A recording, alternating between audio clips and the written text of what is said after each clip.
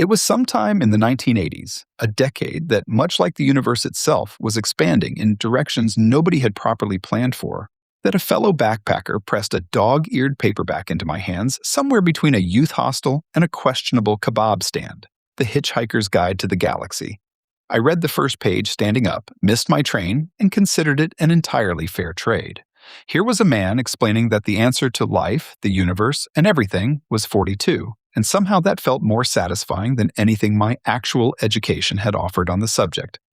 I carried that book across the European continent, 2 lost rail passes, and 1 genuinely baffling conversation with a Belgian customs officer, and by the time I emerged on the other side, I was a fundamentally different person. One who would spend the rest of their life quietly convinced that the universe was in on a joke it hadn't quite got around to explaining yet.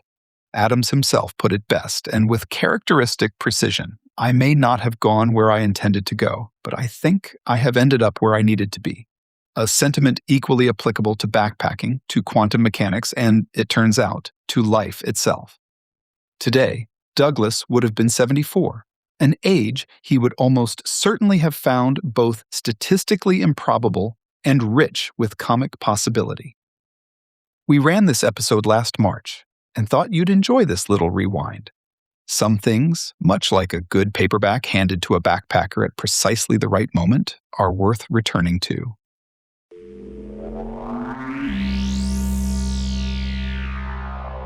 Welcome back, my improbability-driven hitchhikers. I'm your quantum-superposed guide through the galaxy, simultaneously existing and not existing until someone offers me a proper cup of tea. You're tuned into a very special episode of the Multiverse Employee Handbook, the only podcast that treats the ultimate question of life, the universe, and everything like a particularly challenging expense report form.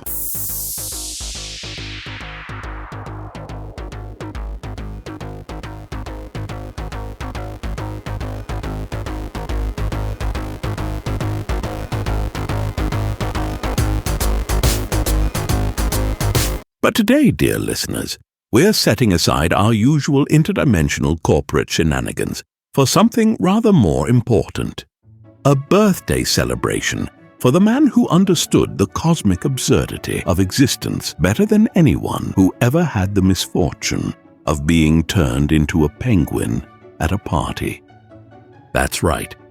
We're honoring Douglas Adams, born on this day in 1952, which makes him, well, the age is complicated, especially considering the relative time dilation effects near the restaurant at the end of the universe. Now, you might notice this episode won't follow our usual format. Consider it less of a standard corporate training module and more of an interdimensional birthday party, where the cake might exist in a quantum superposition of chocolate and infinite improbability. After all, when celebrating the man who gave us pan-galactic gargle blasters and digital watches that were still a pretty neat idea, conventional podcast structures seem rather pedestrian. Today, we'll explore the strange cosmic coincidences surrounding the number 42. That innocuous little value, that deep thought, spent 7.5 million years calculating as the answer to the ultimate question of life, the universe, and everything. We'll examine how Earth narrowly avoids destruction with alarming frequency, and we'll reflect on how a man who wrote about the end of the world made so many of us feel less alone in this bizarre corner of the galaxy. So grab your towel, don't panic, and remember, in the vast multiverse of possibilities, this is one of the stranger podcasts you could be listening to, but far from the strangest. There are universes where this same content is being delivered by hyper-intelligent shades of the color blue, or where this entire episode consists of nothing but the word Belgium repeated in increasingly offensive tones.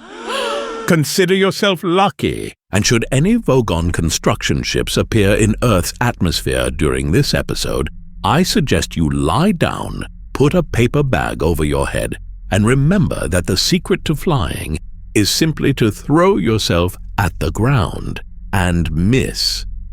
For the rest of you not immediately threatened with planetary demolition, stay tuned for a wholly remarkable exploration of the life and legacy of Douglas Adams. Before we dive into the improbable mathematics of the number 42, let's take a moment to appreciate the wholly remarkable man behind the infinite improbability drive. Douglas Noel Adams entered this particular timeline on March 11, 1952, in Cambridge, England, a location that would later prove statistically significant when calculating his probability of becoming a writer versus, say, evolving into a pot of petunias. Like many great authors, Adams began his creative journey early, receiving full marks for a story at age 10, an achievement his teacher found so suspicious that she accused him of copying it. One can only imagine her reaction had he submitted a manuscript about a depressed robot or restaurant operating at the literal end of time. After studying English at St. John's College, Cambridge, Adams found himself doing what most English literature graduates do, a bit of everything while hoping something would stick. He worked as a hospital porter, a barn builder, a chicken shed cleaner, and a bodyguard for a Qatari family. I'm not making any of this up, by the way. His career was more randomly assembled than a meal produced by a Nutramatic drinks dispenser. His breakthrough came in the most fitting way for a man obsessed with the cosmos, while lying in a field in Innsbruck, Austria, staring up at the stars with a copy of The Hitchhiker's Guide to Europe beside him. As Adams later recalled, "Suddenly the idea for The Hitchhiker's Guide to the Galaxy came to me." One has to appreciate the cosmic poetry of conceiving an interstellar travel guide while consulting an actual travel guide, though presumably the European version contained fewer references to Vogon poetry or the importance of carrying towels. The Hitchhiker's Guide to the Galaxy debuted as a BBC radio series in 1978, transmitting Adams' unique blend of science fiction and philosophical absurdity across the airwaves of Britain. What followed was a multi-format expansion that would impress even Zaphod Beeblebrox's ego. The story evolved into novels, a TV series, stage adaptations, a rather questionable movie, towels, and a computer game so frustratingly difficult that it allegedly caused at least 3 cases of keyboards being launched into orbit. What's particularly remarkable about Adams' work wasn't just its humor, but its technological prescience. Decades before Wikipedia, he envisioned an electronic guidebook containing all knowledge about the galaxy. Before tablets and smartphones, he created the actual guide, a device remarkably similar to our modern handheld computers, complete with friendly interface and reassuring words. He essentially predicted audiobooks, online multiplayer text adventures, and even targeted advertising. Had he patented these ideas rather than just writing about them, we'd probably all be using Adams-branded iGuides instead of Apple products. His interests extended far beyond mere wordsmithing. Adams was a passionate environmentalist, collaborating with zoologist Mark Carwadine on Last Chance to See, a heartfelt exploration of endangered species that Adams considered his most important work. He was a dedicated advocate for Save the Rhino International, often appearing at fundraisers dressed in a rhino costume, a sight that likely confused many fans who expected him to be carrying a towel instead. Adams was also a notorious technology enthusiast. Supposedly the first person in the UK to own an Apple Macintosh computer and an early internet advocate who maintained a significant online presence when most people still thought the web was something spiders made. He was, in many ways, the perfect bridge between the artistic and scientific mindsets, a man who could write poetically about the beauty of the universe while also expressing genuine excitement about processing power and operating systems. His philosophical outlook was equally complex. A self-described radical atheist, the radical added, he said, to prevent people from trying to convert him, Adams nevertheless maintained a deep wonder about the universe that many would call spiritual. His famous analogy about the sentient puddle marveling at how perfectly its hole fitted, rather than understanding that the hole shaped the puddle, remains one of the most elegant rebuttals to certain theological arguments ever conceived. Perhaps the most infuriatingly endearing aspect of Adams' character was his relationship with deadlines, which he described with characteristic wit. "I love deadlines. I like the whooshing sound they make as they fly by." His editor at Pan Books reportedly once had to lock Adams in a hotel room for 3 weeks to force him to finish So Long and Thanks for All the Fish, bringing him regular cups of tea while confiscating his telephone. The fact that the resulting novel contains a character who spends weeks in a biscuit factory due to a misunderstanding seems, well, not entirely coincidental. Adams' circle of friends was as eclectic as his interests, ranging from evolutionary biologist Richard Dawkins, who dedicated The God Delusion to Adams, to members of Monty Python and Pink Floyd. He even played guitar left-handed with Pink Floyd on stage for his 42nd birthday, a coincidence not lost on devotees of his most famous numerical reference. And then, with the cosmic timing of a particularly dark punchline, Douglas Adams died suddenly of a heart attack on May 11th, 2001, at the age of 49, far too young for a man whose mind seemed capable of generating infinite improbability. The universe, it seems, occasionally has a sense of humor that even Adams might have found a bit too on the nose. The loss triggered a remarkable outpouring of grief from fans worldwide, demonstrating how deeply his unique worldview had resonated. His memorial service featured readings and tributes from the giants of British comedy, rock music, and science, a testament to how thoroughly Adams had bridged these worlds in his too short life. Perhaps the most profound lesson of Adams's life and work is not that the universe is absurd, though it certainly is, but that our response to this absurdity matters. We can either panic at our cosmic insignificance, or we can pick up our towels, stick out our electronic thumbs, and embrace the adventure with a sense of wonder and a good cup of tea.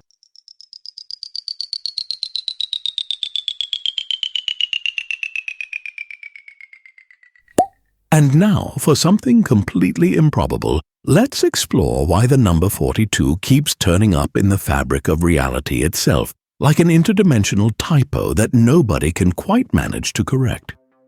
The answer to the great question of life, the universe, and everything is 42, said Deep Thought, with infinite majesty and calm. Actually, that's not quite right. In the book, Deep Thought says, "I checked it very thoroughly, and that quite definitely is the answer." I think the problem, to be quite honest with you, is that you've never actually known what the question is. This pronouncement, delivered after 7.5 million years of calculation, is perhaps the most famous moment in Adams' oeuvre. A perfect philosophical punchline, highlighting how answers are meaningless without the proper questions.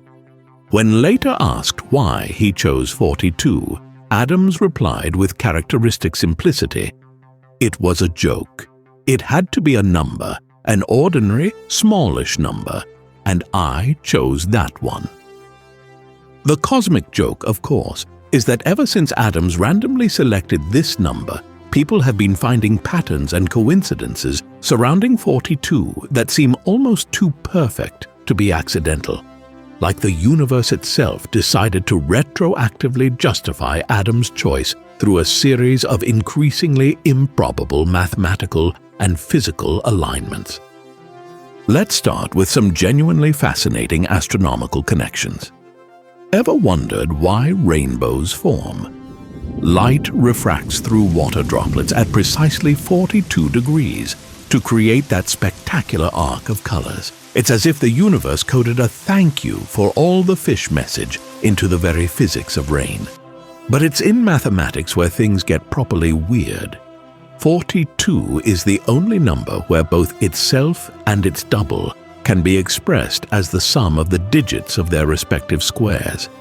That is, 42 squared is 1764, and if you add up the digits 1, 7, 6, and 4, you get 18. Meanwhile, 84 squared is 7056, and if you add up the digits 7, 0, 5, and 6, you get 18 as well. This property is unique to 42, as if mathematics itself wanted to flag this number as special. Adams once jokingly explained that 6 by 9, 42. Being the ultimate question made perfect sense, noting that I may be a sorry case, but I don't write jokes in base 13. The cosmic punchline? In base 13, 6 multiplied by 9 actually does equal 42. The mathematician in me feels compelled to note that 6 times 9 equals 54 in decimal, but in base 13, that's written as 42. I'm not saying Adams was secretly doing calculations in alternative number systems, but I'm not saying it either. 42 is also the sum of the first 6 triangular numbers and the sum of the first 6 positive even numbers. It's a Catalan number, a Harshonic number, and has numerous other properties that make mathematicians raise their eyebrows and then quickly check if anyone spiked their coffee. In Japanese culture, the number takes on a darker significance. Shini, 42, sounds like death in Japanese, connecting 42 to mortality in a way that would have amused Adams' occasionally macabre sense of humor. The cultural references continue to accumulate like pan-galactic gargle blasters at a Beetlejuicean party. Jackie Robinson, who broke baseball's color barrier, wore the number 42, which is now retired across Major League Baseball. In ancient Egyptian mythology, 42 judges witnessed the weighing of the heart in the afterlife, a neat parallel to Deep Thought's role as the ultimate judge of cosmic questions. The Torah describes 42 locations where the Israelites camped during their Exodus journey, as if they were following some divine GPS system with a peculiar sense of humor. Even in computer science, 42 leaves its fingerprints. The ASCII code for the asterisk symbol is 42, which is commonly used as a wildcard character, something that can represent anything. Rather like the answer itself, it seems. Now, I can hear you thinking, which is worrying in itself, what are the odds of all these coincidences happening around one specific number? But that's the thing about an infinite universe containing infinite numbers. Coincidences aren't just possible, they're inevitable. If you look hard enough at any number, patterns will emerge. But perhaps that's the point. In trying to find meaning in the number 42, we're mirroring the characters in Adams' books, desperately seeking profound significance in what might simply be cosmic happenstance. As Adams himself might say, if you try to take a cat apart to see how it works, the first thing you have on your hands is a non-working cat. Similarly, if you pull apart these coincidences looking for cosmic significance, you might just end up with a non-working universe and a very confused cat. Yet the search itself becomes meaningful. We pattern-seeking apes can't help but look for connections, and in doing so, we create a form of meaning that transcends the raw data. Adams understood this paradox perfectly, that the universe is simultaneously meaningless and filled with meaning, depending entirely on one's perspective. So perhaps 42 is significant not because it's the answer, but because it teaches us that we've been asking the wrong question all along. And in a universe as vastly, hugely, mind-bogglingly big as ours, sometimes the best we can do is to keep our towels handy and not panic as we try to figure out what exactly it is we should be asking.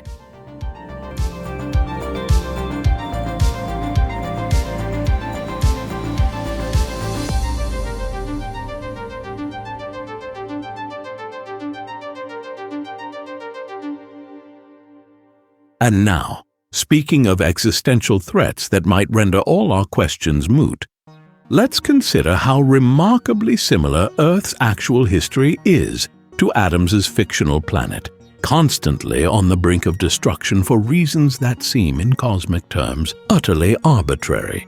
In The Hitchhiker's Guide to the Galaxy, Earth is unceremoniously demolished to make way for a hyperspace bypass, destroyed not through malice, but through something far more terrifying: bureaucratic indifference. As the Vogon captain announces over his PA system, there's no point in acting surprised about it. All the planning charts and demolition orders have been on display at your local planning department in Alpha Centauri for 50 of your Earth years. The punchline, of course, is that humanity is wiped out not by some grand cosmic purpose, but by what amounts to an administrative footnote in the great interstellar highway system. It's the ultimate bureaucratic nightmare.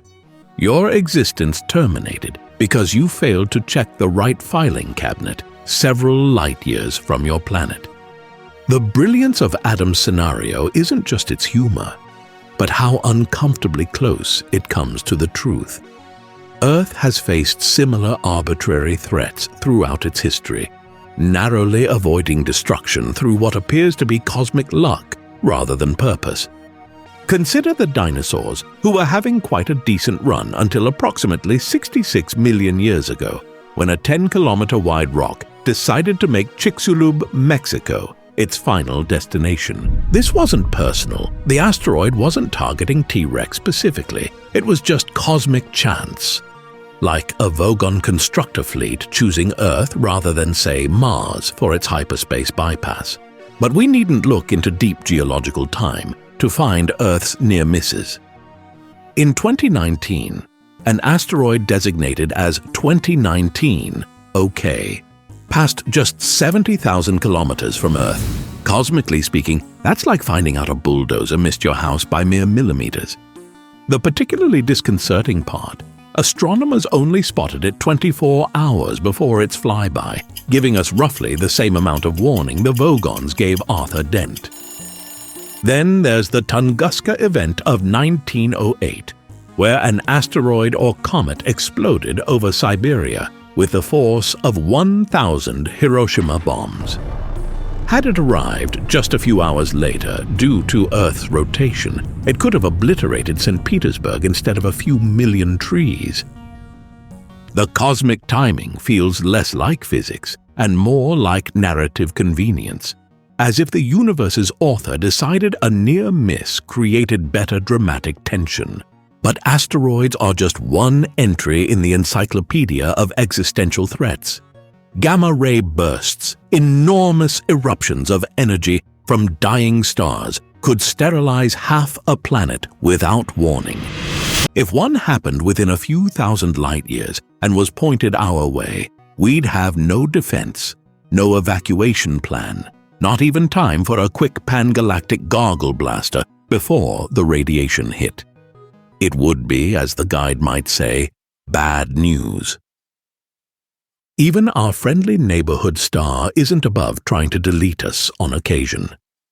In 1859, a coronal mass ejection known as the Carrington event hit Earth, creating auroras as far south as Cuba and causing telegraph systems to spark.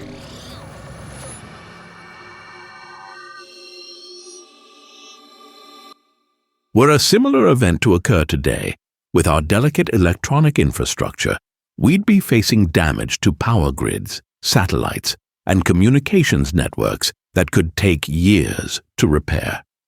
Our technological advancement has, ironically, made us more vulnerable to cosmic temper tantrums. And then, of course, there's us, the supposedly intelligent species that's come remarkably close to vogoning itself multiple times without any extraterrestrial assistance whatsoever. In October 1962, during the Cuban Missile Crisis, we were one officer's decision away from nuclear annihilation. Soviet submarine officer Vasily Arkhipov refused to authorize a nuclear torpedo launch when his submarine was detected by American forces. Had he agreed with his fellow officers, the resulting escalation would likely have triggered a full nuclear exchange, Earth's destruction not by hyperspace bypass, but by hyperventilating superpowers.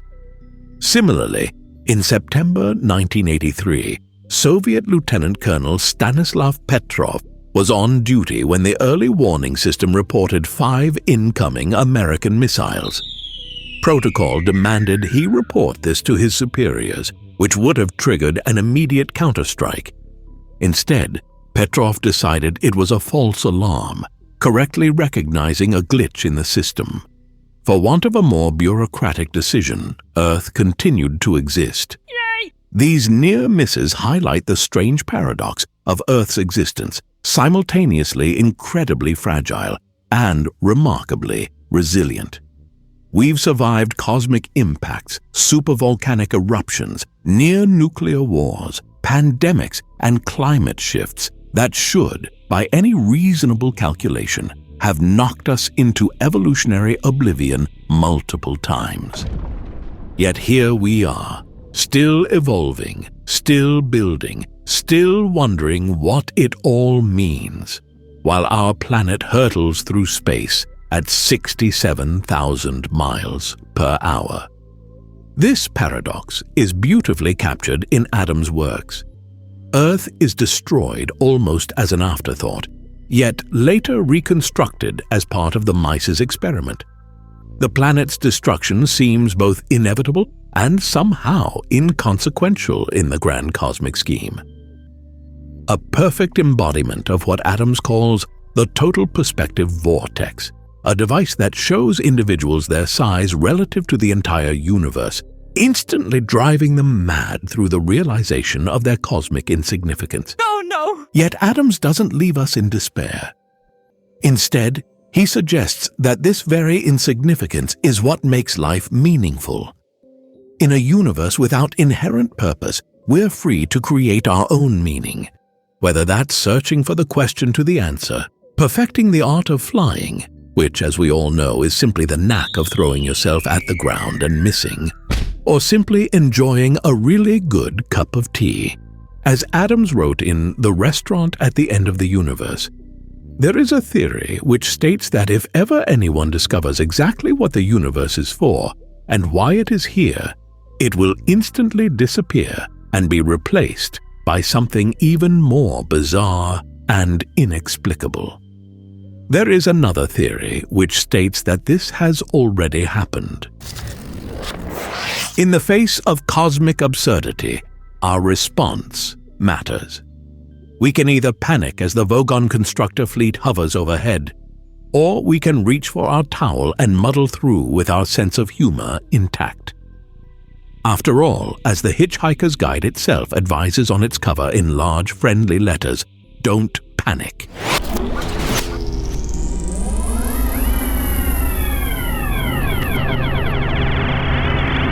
Well, my towel-equipped travelers through the galaxy, we've reached the end of our cosmic birthday celebration.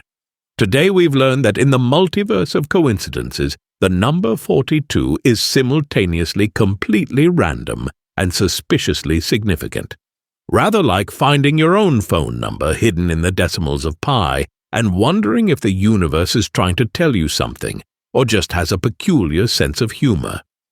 We've discovered that Douglas Adams, like most prophets of the absurd, was both completely wrong and eerily right about everything.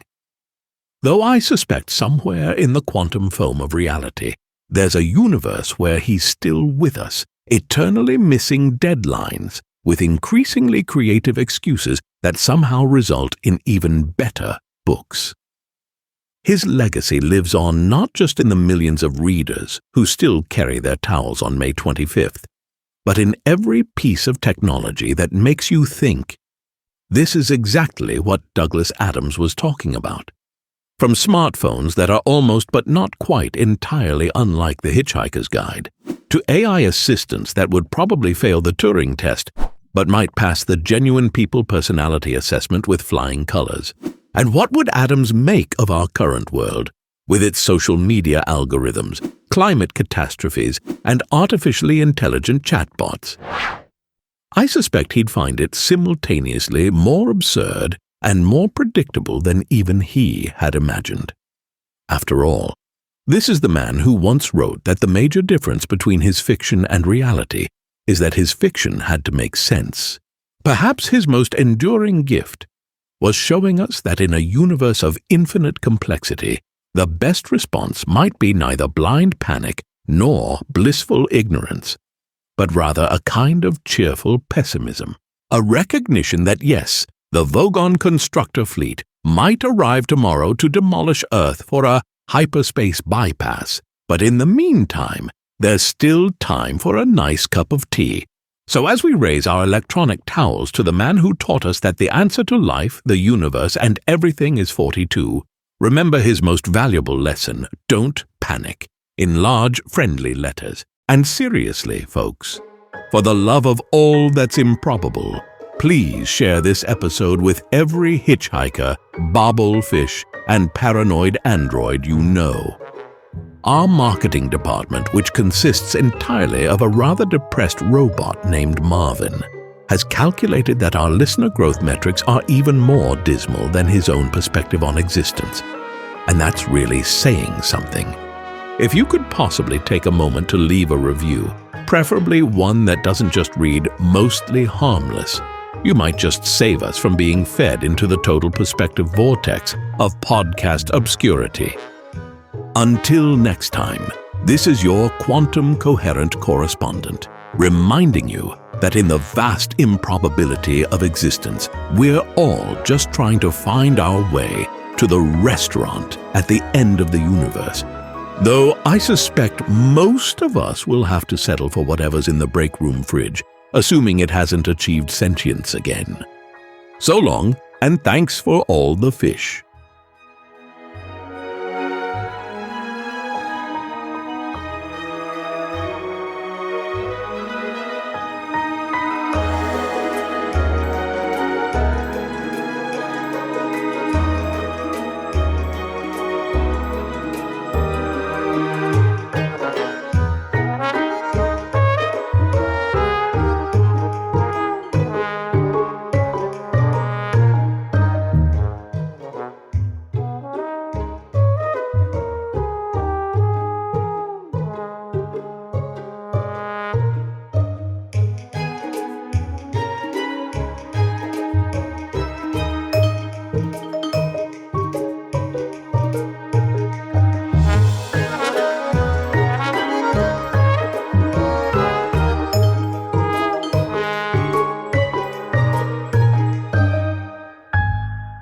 The narrator, David, is a professional voice actor who has digitally cloned his voice, which, when you think about it, makes a lot of sense because it's the only way he could have ended up working for a company that spans the multiverse. Thumbnails are created using OpenArt. The music and sound effects come from Pixabay. Everything else, the research, the writing, jokes, and sound editing, is entirely made by me. My editing stack includes GarageBand and a silly old MacBook, an arrangement that proves that while the universe is infinite, the amount of processing power to make me sound coherent is just slightly more than this laptop possesses. To learn more about the show, visit our website and subscribe to our mailing list. Link is in the show description. Until next time, thanks for listening.